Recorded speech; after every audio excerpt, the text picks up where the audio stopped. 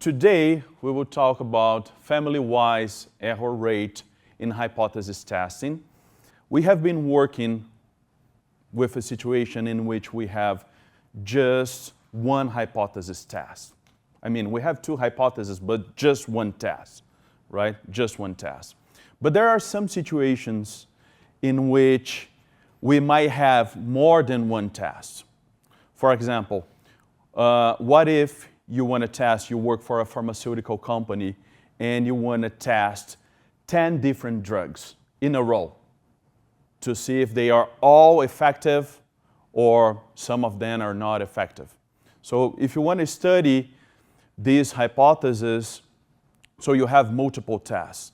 And when you have multiple tests, there is a situation, there is a problem that happens which we call the inflation of the type 1 error rate. The type 1 error rate, you guys already know, is the probability that we will commit a mistake when we are doing hypothesis testing. Because in statistics, we cannot remove the uncertainty, all the uncertainty from the problem. Statistics provides us tools to deal with this uncertainty and to some point reduce this uncertainty, right? So we will be reducing the uncertainty, but we cannot eliminate. So that means that sometimes we might commit a mistake while using statistics. So this also applies to hypothesis testing. Look at this question that we have here. Is the probability, when you consider all the 10 tests, all the 10 results, is the probability of observing at least one false positive in these results the same as the alpha level that we established previously? Try to think about this this way. Pretend that we will install 10 servers, right? So we have a data center. We will install 10 servers. So we are taking good care of each equipment. So we install the first one, then we install the second one, the third, the fourth, all the 10 servers. And they are running smoothly. Let's say that the probability that one of the equipment presents some error or fail is 0.05. Really, really low because we are taking good care of each equipment. We are being really, really careful when we are installing this equipment. But now think about the family, this whole family of equipment, of servers, 10 servers. Do you think that the probability that at least one will fail is the same as the probability that when you consider just one individual server, do you think that these two probabilities, they will be the same? What about if I add 10 more servers to our data center? Do you think that the probability that at least one will fail, do you think that probability will increase or decrease? Increase. That's correct. So you guys have the right intuition. This is the correct intuition. If we add more equipment, the chances that at least one will fail at some point, this probability will be higher and higher and higher and higher. It will increase. Okay? Did you get the idea, the intuition behind that? Now let's transfer this intuition to this situation with multiple hypothesis tests. So if you only have one hypothesis test, you can control the error, the probability of rejecting the null hypothesis when you should not reject the null. You can control that with the alpha level. We do that all the time. This is what we learned so far, right? But when you add one more hypothesis test, it doesn't matter if it's with the same sample or different samples. If you add one more test, and one more test, and one more test, and one more test, you are inflating this probability. The probability of committing a mistake, of rejecting the null hypothesis, when in reality, it is true. It should not be rejected. So it's the same situation, it's the same idea, it's the same intuition.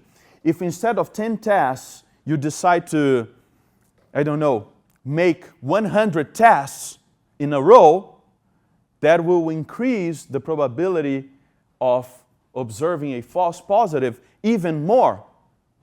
For you to say that the previous knowledge is not valid anymore, you need to be really, really sure. So this is why we care more about the type 1 error. We try to control the type 1 error and not the type 2 error. I think that one good analogy for that is, you guys all know UFC, right? Ultimate Fighting Championship. Even if you don't watch UFC, you know that this exists, right? UFC. So you have some fighters, mixed martial arts fighters, and they are fighting each other to see who is the champion. Who is the champion? So pretend we have a champion. We have a champion, okay.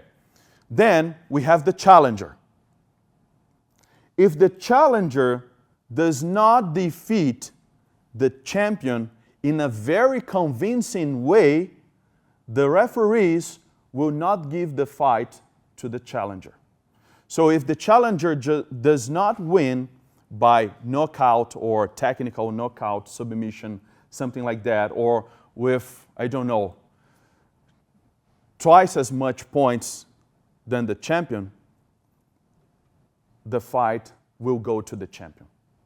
Even if they are even, if they are at the same level, if their performance was equivalent, the referees will not take the title from the champion and give it to the challenger. This is like the same that we have here in hypothesis testing. You only take the title from the champion, from the null hypothesis, if you are really, really sure about the new knowledge, the claim. If your data, your sample, is provide striking evidence against the null hypothesis.